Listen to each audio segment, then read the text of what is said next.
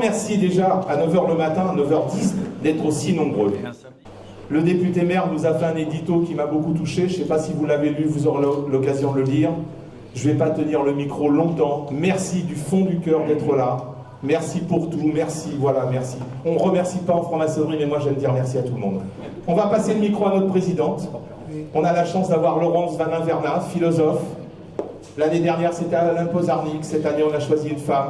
L'ouverture, peut-être, je ne sais pas. Mais elle a un talent énorme et on la remercie profondément d'avoir accepté de présider ce 2e salon. Merci Laurence.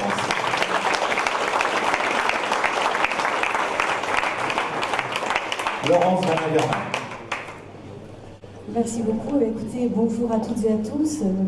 Merci aussi d'être à nos côtés pour cette seconde édition, on va dire, du Salon du Livre. Je sais que Michel a travaillé énormément à cette organisation. Il n'est pas seul, il a une équipe avec lui, mais c'est un beau manager, il faut quand même le reconnaître.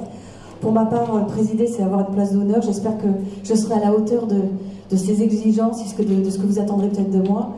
Donc c'est un plaisir d'incarner aussi la philosophie.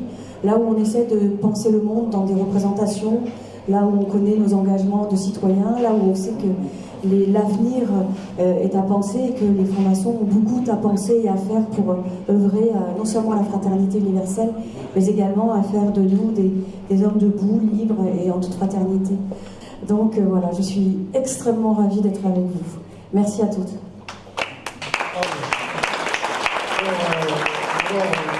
Une très grande nouvelle, Madame va participer aux rencontres de Cannes, dont le thème est... Justement, je ne devais pas le dire, mais je dis, le thème, ça sera le secret. Alors donc, vous aurez là beaucoup de choses à dire et beaucoup de choses à nous révéler. Donc moi, je vais vous dire, pour nous, et pour moi, c'est un très grand honneur. D'abord, il y a un très grand plaisir d'être là. Parce que cette semaine, nous avons, avec David et bien d'autres, approché ce que j'appelle la franc-maçonnerie dans ce qu'elle est de meilleur.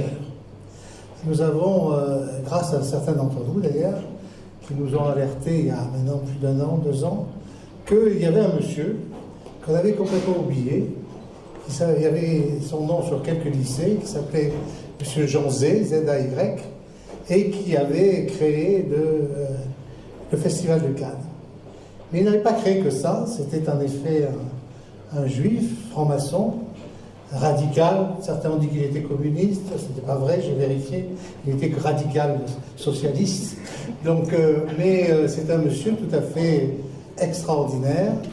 Et nous avons donc mis une plaque avec David et notre ministre de la Culture, bien entendu, au Palais des Festivals, pour bien montrer que, en effet, il est né à partir de monsieur Jean Zé. Il a inventé, si vous voulez, beaucoup de choses. Et en particulier, si vous voulez, il a réagi tout à fait dans le sens que je crois doit aller la franc-maçonnerie, c'est-à-dire la liberté de penser, la capacité de pouvoir dire les choses telles qu'elles sont. En 1938, si vous voulez, il y a quelque chose qui se passe, c'est que Mussolini et Goebbels prennent la main et ne passent que des films de propagande, bien connus d'ailleurs même sur les Jeux Olympiques, tels qu'ils avaient eu lieu à Berlin. À ce moment-là, M. Jean Zé, qui était là, a dit « Nous ne pouvons pas laisser un festival du film qui ne soit pas libre, qui ne soit pas ouvert à tous, qui permette à tous les peuples, quels qu'ils soient, de quelque pays qu'ils soient, de pouvoir parler en toute liberté, sans censure. » Et donc, il a décidé de créer le Festival de Cannes.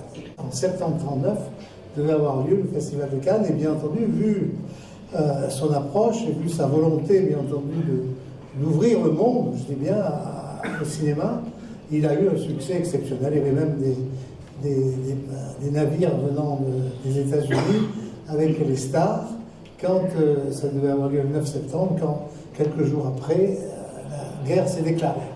Les bateaux au milieu de l'Atlantique sont retournés aux États-Unis et le festival n'a pas eu lieu.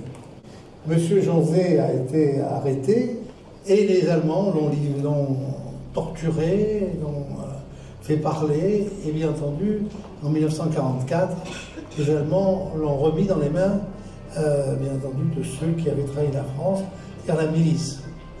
Là aussi, il a été torturé et il a été assassiné. Donc, si vous voulez, c'est quelque chose qui, pour nous a énormément touché parce que notre ville est véritablement très liée, aujourd'hui même, à son succès, à sa liberté.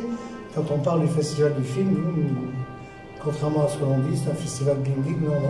C'est un festival où justement les gens peuvent s'exprimer, d'ailleurs on l'a vu cette année avec les films qui sont passés.